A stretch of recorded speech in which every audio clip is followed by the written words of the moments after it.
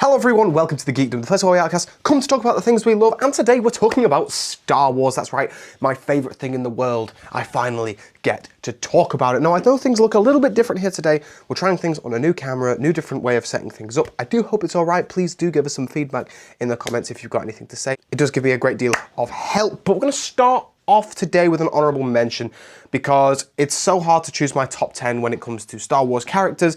It's a very difficult thing for me to do. This list will probably change 1,000 times in the next 6 months even, but as of today, this is my top 10 Star Wars characters. Our honourable mention of the day is Captain Rex. You see, this is how peak these characters are, right? Captain Rex is only an honourable mention. By far, like one of the best clones of all time. He's just an absolute go. Every time he's on screen, I get excited. He has one of the coolest bits of clone drip ever. Some of his stories are fantastic. His relationships with the other clones and with the Jedi themselves are amazing. And every project he's in is gold standard. Okay, I've moved my camera a bit. I like that a little bit more. Okay, good stuff.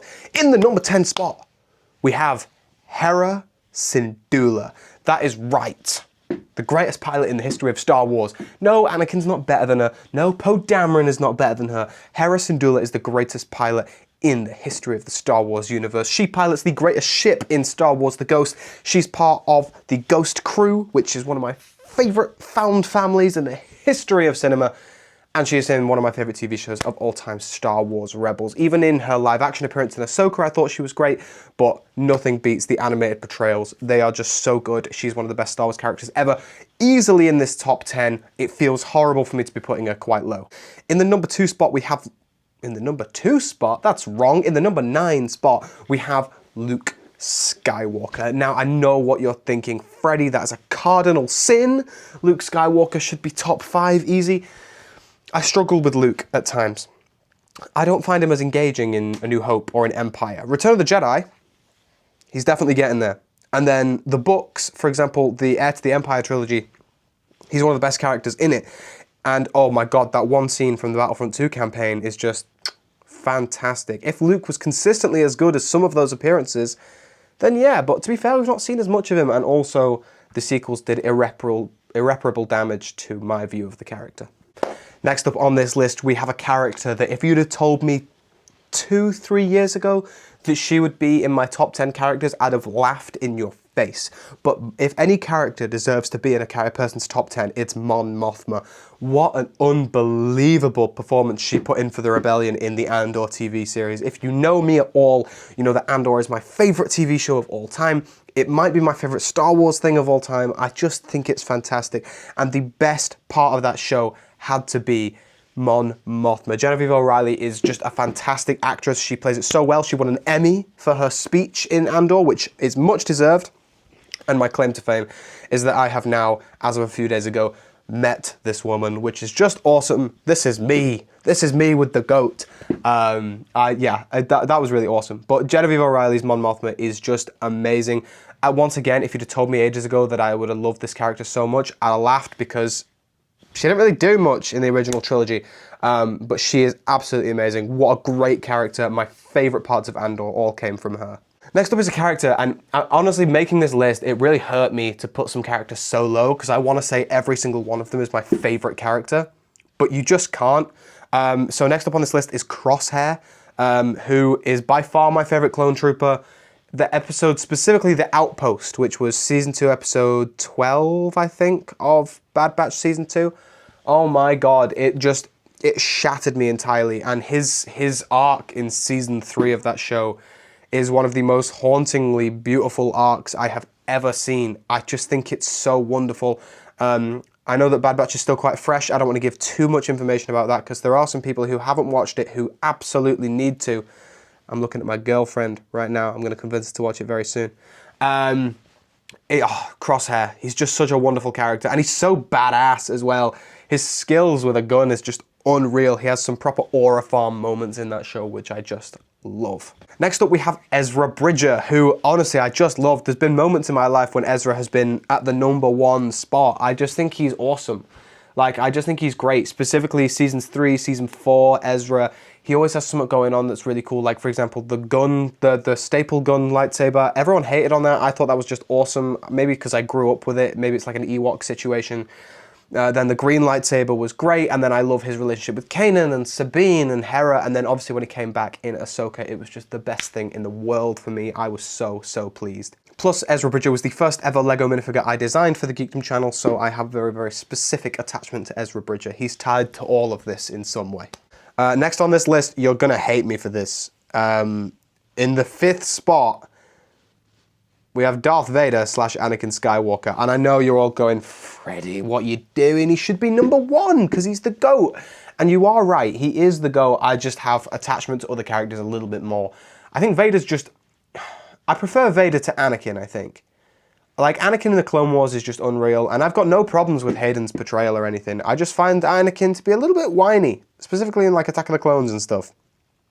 I think he's really great in Revenge of the Sith, and I love his relationship with Obi-Wan and Ahsoka and Rex and all the clones and stuff. I always think that's really engaging, and I really, really enjoy watching that. But I don't know, I'm just not as attached as a lot of people are to Anakin. I really like him. I do, I really like him. And him as Vader is one of the scariest villains in pop fiction. Pop fiction? No, Pulp Fiction is what I think. Popular culture. Popular culture. He's one of the scariest villains in popular culture. He's got some of the most aura drip. I mean, all we have to do is talk about the final scene of Rogue One, and we all know that he's just such an amazing character. My favorite part of Vader, though, I think is Nightfall Vader. We're talking literally last day of the Republic, Order 66. I just love all of that. That side of Vader is my favorite bit of Vader. Next up, we have my favorite Sith Lord. Not my favorite villain, we'll get to that, but my favorite Sith Lord of all time, we have Darth Maul. I think the Clone Wars just did like an absolute number on his character. That sounds negative. No, I mean it in a very positive way. I mean, Phantom Menace, he had, what, 5 lines of dialogue? Something like that? Maybe even less. At last we will reveal ourselves to the Jedi. At last we will have revenge. Right, that sort of thing. He's a great character in that film because he's scary. And he serves his purpose. Right, it's supposed to just signal that the Sith are back and that Palpatine is using these apprentices. That's all teed up. But my God, in the Clone Wars, when he comes back and he has the vengeance against Obi-Wan and his brother Savage is all part of it, I always think that's just so compelling. I think that's really, really cool. I love all the stuff to do with Dathomir and the Mandalorians and Mandalore and the way he ends up betraying Pre Vizsla and kills Satine in front of Obi-Wan.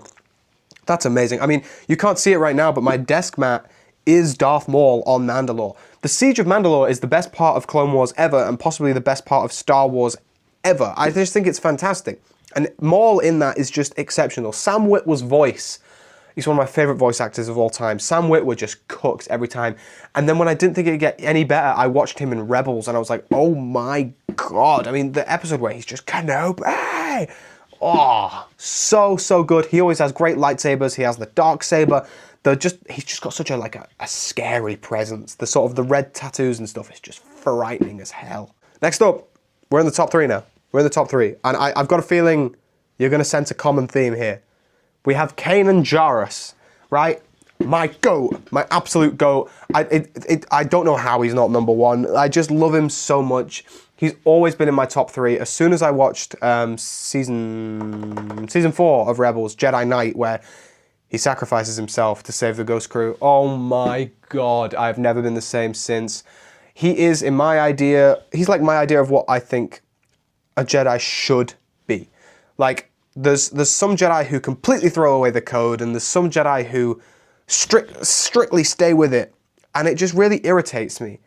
Kanan uses what Qui-Gon was thinking, in my opinion. I think he uses his compassion for others to do good with the Force. And I think that's just a lovely, lovely thing. I think his lightsaber is one of the coolest in Star Wars. I love the fact that he can like take it apart so that he can hide from the Empire and stuff. I think his arc from going from I don't care about anything to I'm gonna sacrifice myself to save this planet, I think that's just unbelievable. And there's a fantastic book which will be on the screen right now. For some reason I've forgotten the name of it, but I read this and it's just amazing. It does a bit of a deep dive into Kanan's character and how he and Hera met. And it's just wonderful. Every single page of it is just fantastic. So please go and read that. That's amazing. And just any Kanan content we can get. Dave Filoni, give me more. In the number 2 spot, and it's kind of hard. I'm looking at my list right now and I'm like, should I put him in number 2 or should I put him in number 1? We have Grand Admiral Thrawn. Now, for those of you who don't know, I'm a Thrawn obsessive. Here's a picture of me as Thrawn. Okay, I painted myself blue for this. Okay, I think Thrawn's just one of the most awesome characters, and that doesn't come from the TV series, it doesn't come from Rebels, it doesn't come from Ahsoka. But don't get me wrong, those performances are great. I mean, Lars Mikkelsen, every time, fantastic. It comes from the books. Now, I love the Heir to the Empire trilogy. I think it's fantastic. I read all 3 of them in a week, and I just obsessed over them. I thought they were brilliant. But they are not the best Thrawn books, in my opinion. My favourite book of all time is Thrawn by Timothy Zahn, the first one in the canon trilogy. It shows his come up from ensign to commander of a Star Destroyer, you know, Grand Admiral by the end of the book. It's such a brilliant journey. It has a sort of, I can't really describe the vibe of it. I've always really liked it because you see everything mostly from Thrawn's perspective.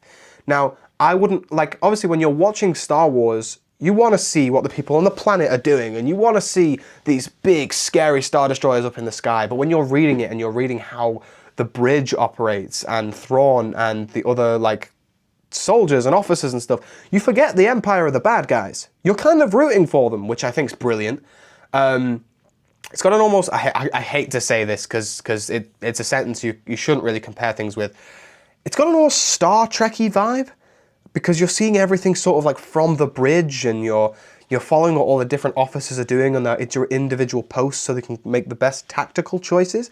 And I just fell in love with Thrawn when I read it. I was like, wow, this is like a really scary villain. And he's not scary because, like Palpatine, he just wants to destroy everything. He's scary because he does what he's told, but he does it with his own agenda in mind, and he does it to the absolute maximum efficiency it can be done. Like, this is not a villain who's going out there for numbers. He's not going, oh, I want to kill people for fun. You see how other officers do that in these books, and even in Rebels and stuff. You see officers make these terrible choices purely because they want the glory of the kill. Whereas Thrawn is scary because he can accept when an enemy has done something well.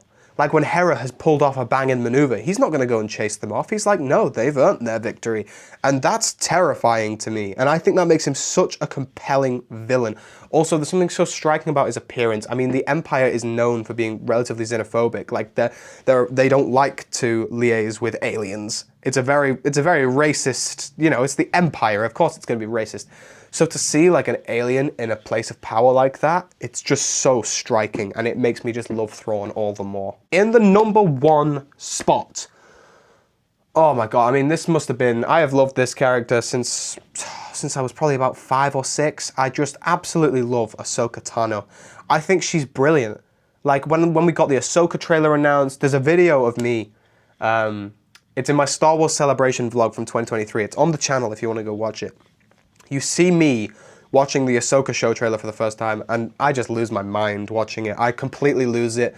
I just think it's amazing, and I love her in everything. Ashley Eckstein is just fantastic. She's probably like my biggest idol when it comes to voice acting, and she does such an amazing performance in Clone Wars, taking a character from one of the most annoying characters in fiction to one of my favorites ever is mental. I mean, her performance in the final seasons of the Clone Wars, even in the Wrong Jedi arc where she gets accused of murder, I mean, she's just amazing. And then Rebels is, in my opinion, probably her finest performance. I mean, on Malachor, when it's her versus Vader, the emotional weight in that is just mental.